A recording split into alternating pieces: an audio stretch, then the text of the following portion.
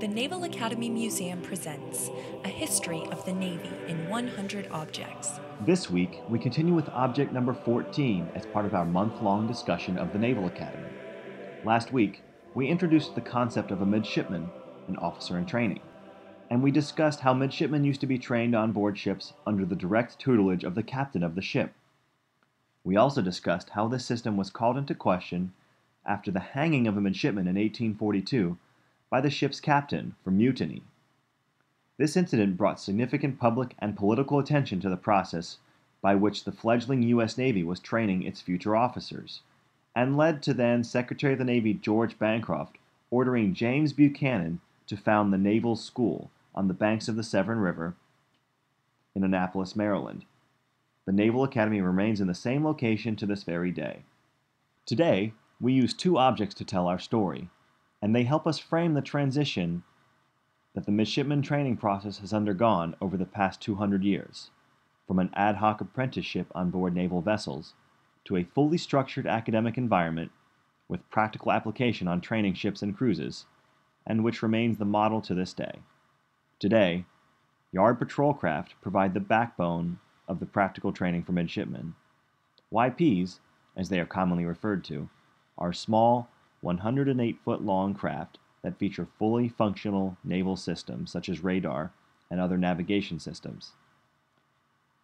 These vessels allow midshipmen to train in navigation, maneuvering, damage control, and other basic naval evolutions.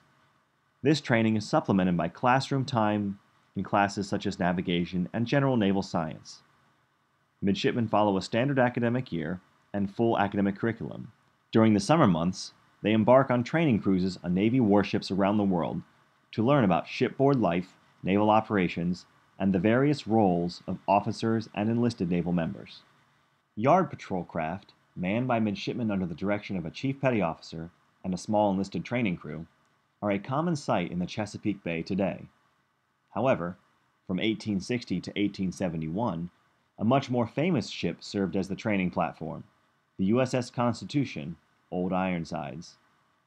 In the photo displayed on our YouTube site, you can actually see U.S.S. Constitution moored sometime during the 1860s. Her mooring location is roughly where Santee Basin is located today. Santee Basin houses dozens of small sailboats located at the Naval Academy as part of their sailing training program. Even today, midshipmen still get their first naval experience aboard small 26-foot sailing vessels during the training and indoctrination phase of the first year at the Academy, known as Plebe Summer. Besides the USS Constitution, the Academy's sailing training program is one of the last vestiges of the age of sail in the U.S. Navy. The USS Santee was another old sailing frigate from pre-Civil War days. She was moved to the Academy around the same time as the Constitution, and was used to house midshipmen who were being punished, as well as first-year or fourth-class midshipmen who were learning to experience life aboard ship. Santee sunk at her moorings in 1912, having served as a training vessel at the Academy for over half a century. But her legacy lives on in the sailing program located today at Santee Basin. In today's episode, we go for the first time to the Special Collections and Archives Department of Nimitz Library, located on the bank of the Severn River at the Naval Academy, right where the Naval Academy was founded as the Naval School in 1845.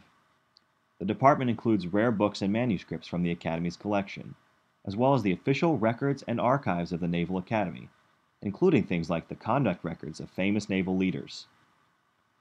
Dr. Jennifer Bryan is the department's head, and she joins us today to discuss the founding of the Naval Academy and to tell us more about two personal objects that belong to the Academy's founder, Franklin Buchanan. These two objects perfectly frame the transition from full-time onboard ship training to today's current model. The first object is the Regulations Manual for the new Naval School Buchanan opened, and the second is Buchanan's own Midshipman Training Journal from when he trained on board USS Franklin. We now go to Dr. Bryan in the archives.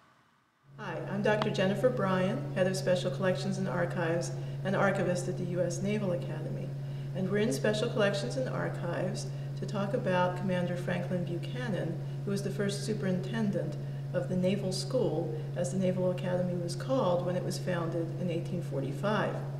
And we have on the table the plan and regulations of the Naval School, which was published in 1846, and you'll see Franklin Buchanan's autograph on the top of the page.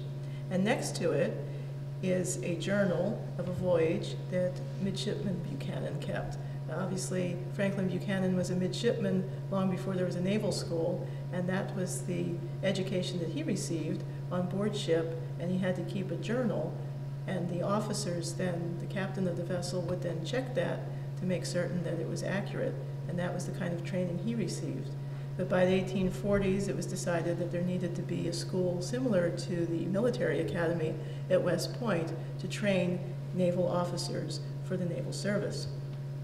Franklin Buchanan was born in 1800, and he was a midshipman just after the War of 1812. He was a Marylander, as I mentioned, and I think I mentioned that, born in Baltimore. And he actually married in 1835 Anne Catherine Lloyd of the Lloyd family, who had been here since the 1600s in Maryland. And he's actually buried at Lye House, which is the Lloyd family home on the eastern shore of Maryland. And there are 2 cannonballs that mark his grave. Buchanan was a commander at the time that he was involved with the Naval School. And this is this little pamphlet, which has its original covers, lays out what the purpose of the school is. You'll see it's signed by George Bancroft, who was Secretary of the Navy. Actually, we have here the rules and regulations that Buchanan established with Bancroft's approval, and the rules for governing the school. So this is akin to the midshipman regulations that apply today at the Naval Academy. And one of the interesting things that I think about the journals, we actually have several of Buchanan's journals from throughout his naval career. And I should mention that he was commander of the Navy Yard when Fort Sumter was fired on. And he resigned his commission in the Navy thinking that Maryland would secede. And when Maryland didn't secede, he tried to get his resignation back. But Gideon Welles said, who was the Secretary of the Navy, said, "Too bad, you're stricken from the rolls."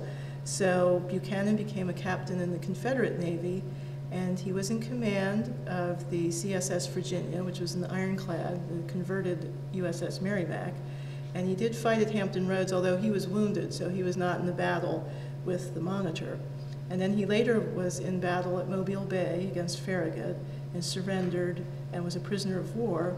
And he was paroled in 1865 and then died back in Maryland in 1870. So he had a very interesting naval career. And the thing that I think is interesting too is that he resigned his commission and then said, "Oh no, wait a minute, Maryland didn't secede. I'd like to get back into the Navy," but he wasn't allowed to. But this, as I said, was from when he was a midshipman, and he served on the USS Franklin, so he has sketched the figurehead of the Franklin, and this is a famous Latin quote about Franklin which says, "He snatched the thunderbolt from the sky and the scepter from tyrants." And you'll see above, F. Buchanan, U.S. Navy. And just as an example of what kind of training he received, so this is from being midshipman to being the head of the Naval School.